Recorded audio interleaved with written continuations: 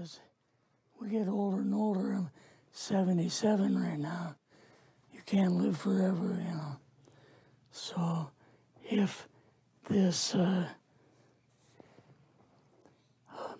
procedure I'm going to have to clean the blood doesn't work, then I've got probably a few more months to make it before my kidneys shut down, you know. So that's kind of why I'm kind of going along with the interview at this time. You're seeing that what you went through is just too important for people not to know about. Yeah. Yeah. Can you just, can we start at the beginning with your military career and just walk through what exactly your experiences were? Was drafted into the military and got into the U.S. Army. After that, I was sent to the Signal Training Center in eastern United States. What year would this be? 58. I went through the signal training course. And at that time, I went through the radio teletype course and also the cryptography course, crypto. They had 5 instructors that were getting out of military service. So they pulled the top 5 students, and I was 3rd in the class. So I got pulled as an instructor. Now, were you at this time also working yet for CIA? No. Not yet? No. After one day, my boss came to me, and he said, how would you like to, you know, make some extra money? And I said, oh, money is good. So he's explained to me that he could put it through, would have to get a top secret White House Q clearance for the job, you know. And I thought, boy, must be a pretty exclusive thing, you know. And I said, well, what is this? And he said that I'm director for the CIA for Eastern United States, you know. And I said, oh, I didn't know that. And he said, you weren't supposed to. After about 6 weeks, my security clearance came through, and I got my CIA card. It was an ID card, like a credit card, where I could just go up to the door and slice it, walk right in. And my name at that time, I used a artificial name too. Never used my real name. I started working with him on the project he was on. And that was Project Blue Book, which was kind of partially a fraud. You're saying some of the Blue Book cases were, yes. were completely fictitious? Yes. But the cases that we got came from, I think it was Fort Belvoir, Maryland. Fort Belvoir? Yeah. And it didn't come from the Pentagon, or it didn't come from CIA headquarters.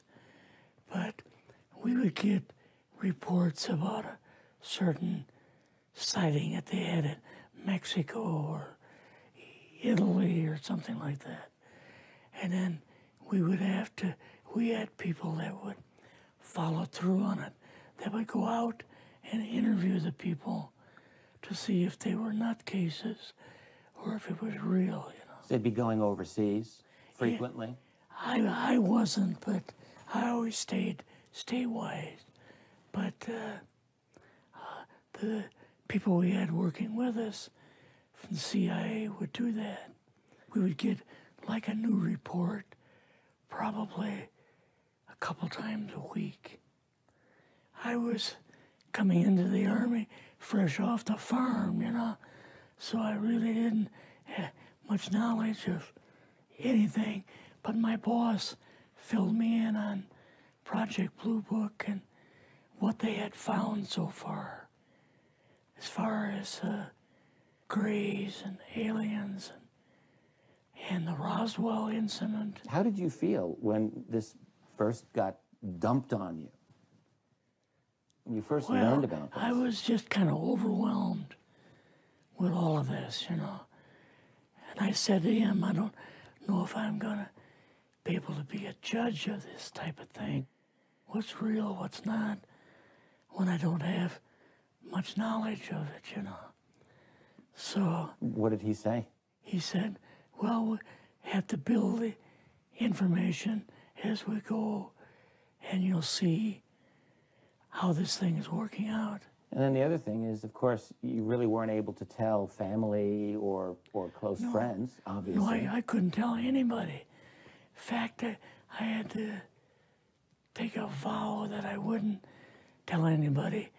A lot of it for 40 years, and more of it for 50 years, which is up in 2010. You're doing all this crypto work, you're looking at images, photographs, video. It's 1958, maybe the fall of 58. What happened after this? At that time, the Project Blue Book thing kind of went pot, you know. If you remember, back in those days, they kind of declared it as a nothing, you know. Mm-hmm.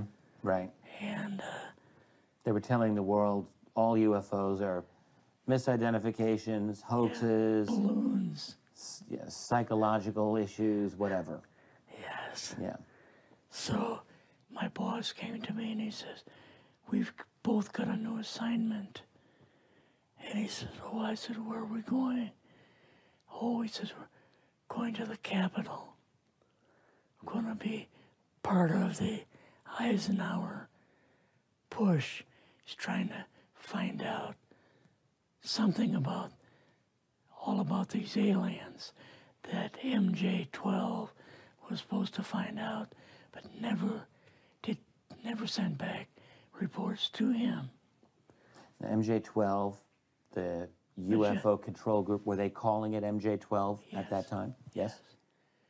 They called us in, went into the Oval Office, and President Eisenhower was there and Nixon, and they said, we called the people in from MJ-12 from Area 51 and S4, but they told us that the government had no jurisdiction over what they were doing.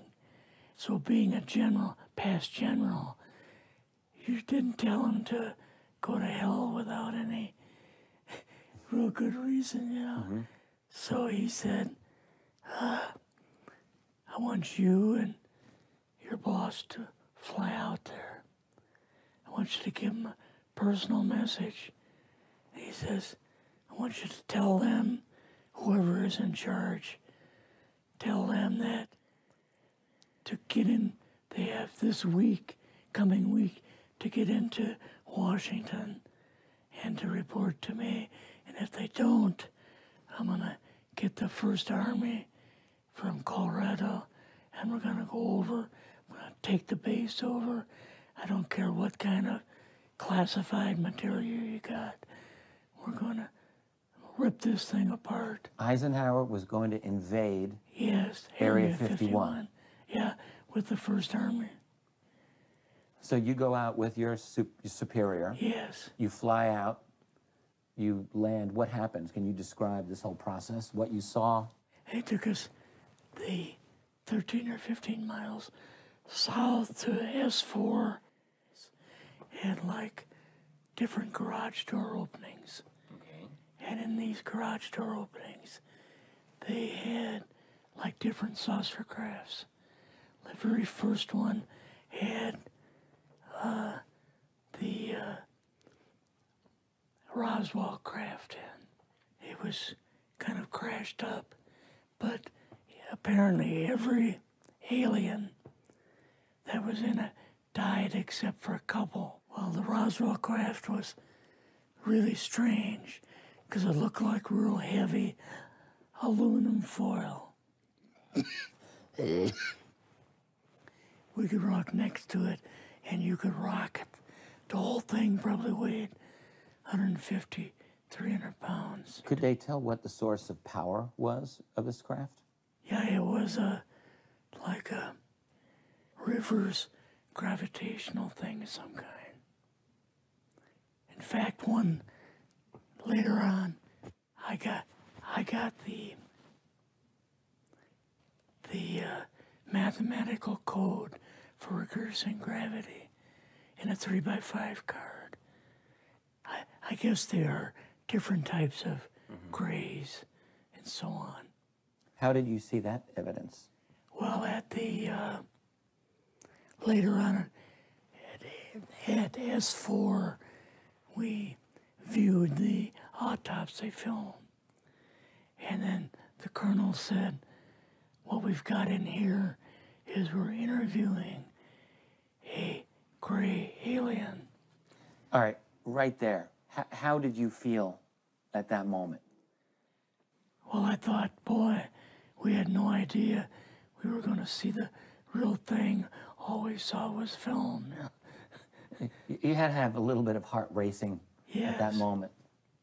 My boss was able to go in and had a partial interview with him. So what did this gray alien look like? Could you describe him a little bit? This one looked a little bit oriental. It didn't look human as far as the skin tone and basically the shape of it and the size. How was its head size compared with a normal human, for example? Brain was kind of a little bit bigger, and some of the nose was very, very small, and the ears were just like holes. Mouth was very small. Now, why were they bringing you out here at all, anyway, to see an alien? What was the point? To go back and tell the president they actually had one. So he did not know at this point No, if there was an alien at S4. no. What did you do then at Area? Were you done, or did you have other things to do with Yeah, so S4? basically we were kind of done, went back to Area 51. They took us into the main building, and there we saw a U-2, which of course we didn't know existed. And a model of the SR-71. Yeah, the Blackbird. So, but like I mentioned earlier, it was not a model of the current Blackbird. It was an earlier version. But an early version. Did you go directly to Washington after this? Yes. Or did you go somewhere else? How did they get, did you fly regular airline or? We flew back to the commuter plane back to the air base, and then took President Eisenhower's Lockheed Electra back to Washington. You and your supervisor, Yeah. superior officer, and now you're meeting with the president? Yes. Can you describe this? Well, we met with him in, the second story of the old OSS warehouse building. And Eisenhower and Nixon were there, and also Hoover was there. So he asked us what was going on, and we told him about the alien, the whole situation, and the black projects and so on. And he was just totally shocked. He appeared for the first time to be worried. You know, like he was worried. I would think that Eisenhower would, I mean, he certainly knew that flying saucers were real. Yes. He knew that there were aliens. So I guess I'm just wondering, what would he have been, really surprised about? Surprised about the black programs. Eisenhower said, got to keep this thing completely secret. You know, can't talk about this. Your actual name is, the name you grew up with That was a different name than what you Yes. had in the... I never used it in the CIA at all. Now, what about today? You're going on the public record, and this is still sensitive information, even though earlier you talked about, you know, security oaths that maybe expire after a certain period of 50 time, years. but you're still concerned. Linda Moldenhau's phone call, her phone was tapped, and they got my phone number, and through the telephone company, they were able to find me, and so on. When they found you, what happened? I was going to a grocery store. Two guys in a black suits come out of a black Lincoln town car and came over to see me. And they told me that I better not publish anything or talk to Linda about any more things. So at that time, I did, you know, I stopped. That was enough to intimidate you. Yes. Rather remain anonymous. Never show my face on anything. Really, thank you for doing this. Yes. This was, I guess, kind of a good idea because I feel much better having talked about it. I kind of feel like there's a load off my shoulders. Really? Because I had an awful lot of secrets that I had kept over the years.